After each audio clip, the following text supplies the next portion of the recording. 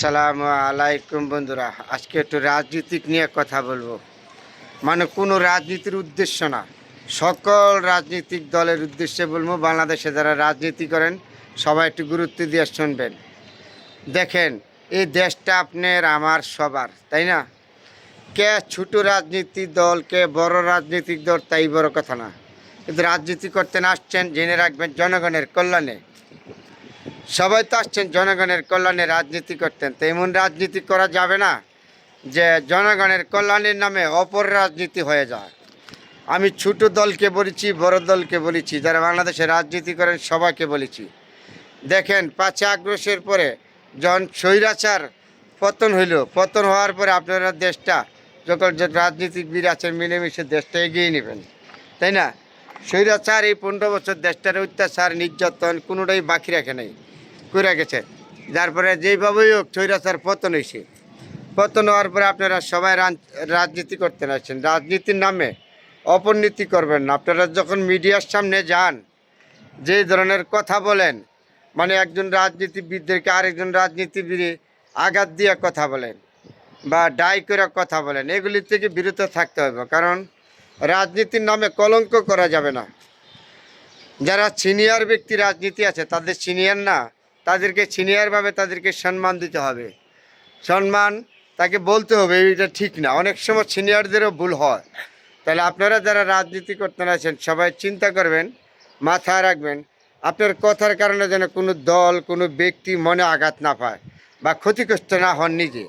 আজকে না, ভবিষ্যতে চিন্তা করবেন। আজকে যদি একটা লোককে আপনি এমন ধরনের কথা বলেন, জানি না না জানি না অন্ধকারে ডিল মারেন, তাহলে চলবে না। বুঝা শুনে কথা বলতে হবে।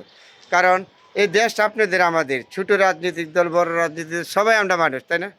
তারপরে আমাদের রাজনীতি করবেন। সকল দলের প্রতি আমার অনুরোধ, আপনারা এমন কিছু কথা কাউকে আঘাত দিয়ে কইবেন না যাতে আপনার কথার বিনিময়ে একটা দলের ক্ষতি হয়, একটা ব্যক্তির ক্ষতি হয়।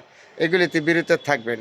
সবাইকে সবাই সম্মান করার চেষ্টা করবেন। রাজনীতি যে দেখেন, ভোটে আসছে, ভোটে যাবেন, কাকে ভোট দিবে জনগণ, জনগণ বুঝবে। জনগণ যাকে ভোট দিব সে পার্লামেন্টে যাবেন, মেম্বার হবেন, জনগণের সেবা করবেন, জনগণের কথা বলবেন, আপনি যে সেগুলি বলবেন। কিন্তু অমন কিছু করা যাবে না, তারকে আঘাত দেওয়া করা যাবে না, তাই না? কে কী করলো না করলো পিছনে এগুলি দেখা। তবে একটা কথা কি, সিনিয়র ব্যক্তিদেরকে সম্মান দেওয়া আপনার দায়িত্ব, আমার দায়িত্ব। যারা সিনিয়র তাদেরকে দেখে একটু কথা বলবেন, বুঝা কথা বলবেন, কাউকে আঘাত করবেন না, যাতে আপনার ভবিষ্যতে ক্ষতি হয় কথার মাধ্যমে আপনার ভবিষ্যতে হুমকির মুখী হয়ে দাঁড়ায়। এই সমস্ত কথা থেকে বিরত থাকবেন। সবাইকে বলেছি, ছোটো রাজনৈতিক দল, বড় রাজনৈতিক দল, আপনারা রাজনীতি করতে আসছেন জনগণের কল্যাণে। হয়তো ভালো ভালো যদি করে থাকেন, জনগণ ভোট দিবে, পার্লামেন্টে যাবেন, মেম্বার হবেন, জনগণের পক্ষে কথা কবেন, দেশের পক্ষে কথা কবেন, এটা হলো আপনার নীতি, তাই না? তারপরে সকল রাজনীতিক দলের প্রতি বলেছি, আপনারা এমন কিছু বলবেন না যা সমাজ আপনাদেরকে কলঙ্কিত করে। সমাজ এগুলো কথা থেকে বিরত থাকবেন। মানুষকে মনে আঘাত থেকে মিডিয়ার সামনে গেলে মাথা গরম হয়ে যাবেন না। মাথা গরম হয়ে যদি একটা রাজনীতিবিদ যে কোনো একটা কথা আঘাত দিয়ে বলাবেন, এটা ঠিক না। এগুলির থেকে বিরত থাকবেন। যেটা লিগেল এটা বলবেন। হ্যাঁ, ভুল মানুষের হইতেই পারে, আপনার কথা বলবেন, আমি কথা বলবো, ভুল হইতে পারে। তাই ভুলগুলি চিন্তা করে যাবেন। রাজনীতিবিদের মতন থাকবেন। কোনো রাজনীতিবিদ আরেকটা রাজনীতিবিদের আঘাত দিবেন না, কথা বলবেন না। হ্যাঁ, সমালোচনা করবেন। আপনার এই দেশের গণতন্ত্রের দেশ, গণতন্ত্রের রাষ্ট্রী, আপনি আমাকে সমালোচনা করতে পারবেন, আপনাকে সমালোচনা করব, এটাই স্বাভাবিক। সমালোচনা থাকবে। সমালোচনা থাকলে এমন সমালোচনা করা যাবে না যাতে সমাজ আমাকে খারাপ বলে, আপনার জন্য হুমকি হয়ে দাঁড়ায়। এগুলি বুঝতে পারবেন, এগুলি চিন্তা করবেন।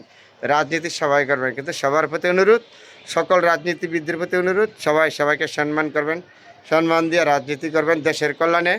আপনাদের ভবিষ্যৎ ভালো এবং মঙ্গল কামনা করি। যত বাংলাদেশের রাজনৈতিক দল আছে সকল রাজনৈতিক দলের প্রতি আমার অনুরোধ। আলহামদুলিল্লাহ।